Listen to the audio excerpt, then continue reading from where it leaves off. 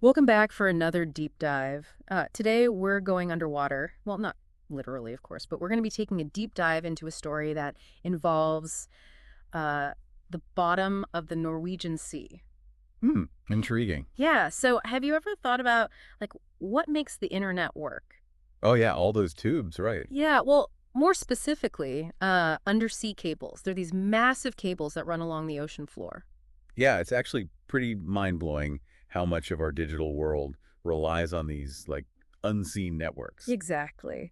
And today's deep dive is all about one of these cables, one that went missing. Missing, like, how does a giant cable just go missing? Well, that's what makes the story so interesting. It happened back in April 2021 off the coast of Norway. Picture this. There's this important data cable connecting a Norwegian ocean observatory to the mainland. Okay, an ocean observatory. So we're talking about scientists collecting data about marine life and stuff. Exactly. But there's a twist. This particular observatory was also part of a military surveillance network. Oh, wow. So the same cable that was transmitting data about whales and currents was also being used to track ships and submarines. Yep, dual purpose.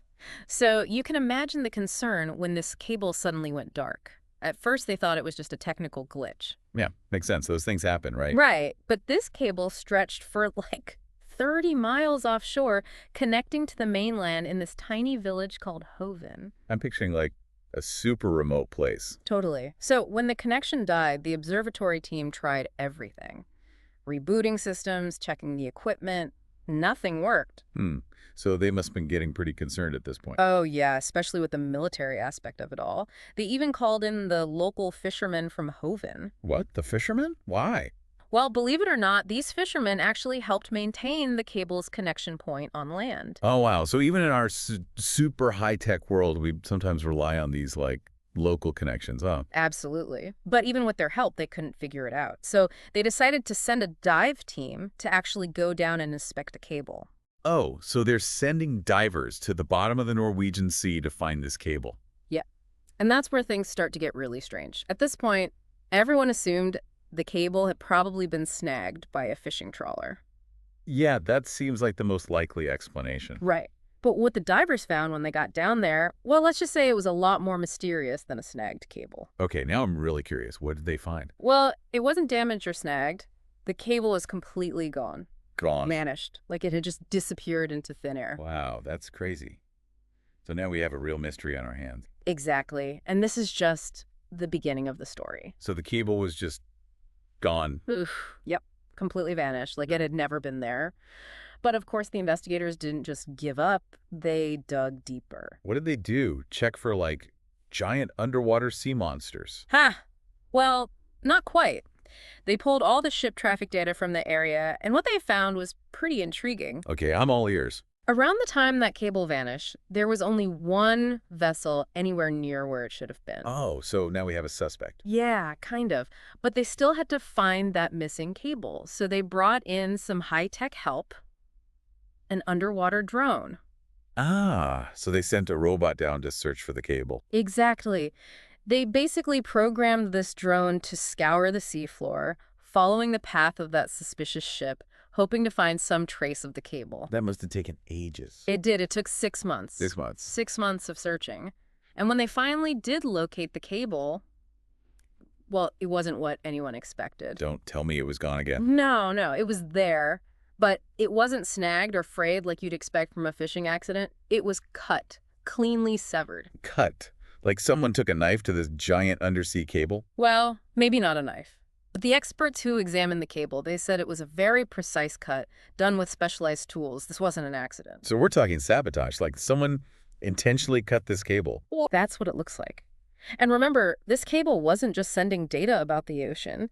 It was also part of Norway's military surveillance network. Right, right. So this isn't just some random act of vandalism. Exactly. The prosecutor who led the investigation even came out and publicly said that they believe it was sabotage. So yeah, things are getting pretty serious at this point. This is wild. Yeah. And it makes you wonder, like, who would do something like this and why? I know, right? It's like something out of a spy movie. But this whole incident, it really makes you think about how vulnerable our world is, Yeah. I mean, we rely on these cables for pretty much everything these days. Exactly. But it's not like they're easy to protect. I mean, imagine trying to guard thousands of miles of cable lying on the ocean floor. Yeah, that's not an easy task. Yeah. And I bet there are people out there who see that vulnerability as an opportunity. Oh, definitely. Like, what if this was just a test run? A way to see how much disruption they could cause before doing something even bigger. Okay, now that is a scary thought. It is a scary thought. I mean, if someone really wanted to cause some serious chaos, cutting these cables would be a pretty effective way to do it. Think about it. No internet, no communication, no banking. Yeah, it'd be like stepping back in time like 30 years. Yeah, except worse because we're so much more reliant on technology now than we were back then. This case, it's like a wake-up call. It shows us just how fragile our digital world really is. Totally. It's kind of like we've built this whole digital society on top of these like invisible threads, and someone could just come along and snip those threads at any moment.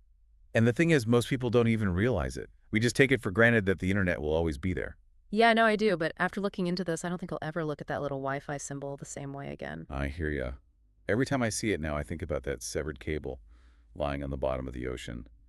Makes you realize how much we depend on these things. So what can we do about it? Like, can we even protect these cables? Well, it's not an easy problem to solve, but it's not impossible either. There are things that can be done, like we could increase surveillance around these cables, make it harder for anyone to get close to them. Right, more security. Makes sense. Yeah, and we could also use stronger materials for the cables themselves, bury them deeper in the seabed, make them tougher to damage. Okay, so basically make them harder to cut and harder to get to. Exactly. Of course, all of that comes with a cost. Yeah, I bet. But I guess it's a question of priorities, right? How important is it to us to protect these networks? Exactly. And the more we talk about it, the more awareness we raise, the more likely it is that governments and corporations will start taking this issue seriously. Yeah, it's like anything else. If people don't know about a problem, they're not going to do anything about it. Right, so spread the word, tell your friends, tell your family. Let's make sure people understand how much we all rely on these undersea cables. Well said. I know I've definitely learned a lot from this deep dive. I mean, I knew undersea cables existed, but I never really thought about how vital they are to our everyday lives. Yeah, it's one of those things that's easy to overlook until something goes wrong. Totally. But now that we know, it's up to us to do something about it. So, to all our listeners out there, the next time you're online, take a moment to appreciate those undersea cables that make it all possible. And maybe send a little thank you to the Norwegian fishermen who help keep those cables connected. Huh, yeah, good idea. And until our next deep dive, stay curious, everyone. See you next time.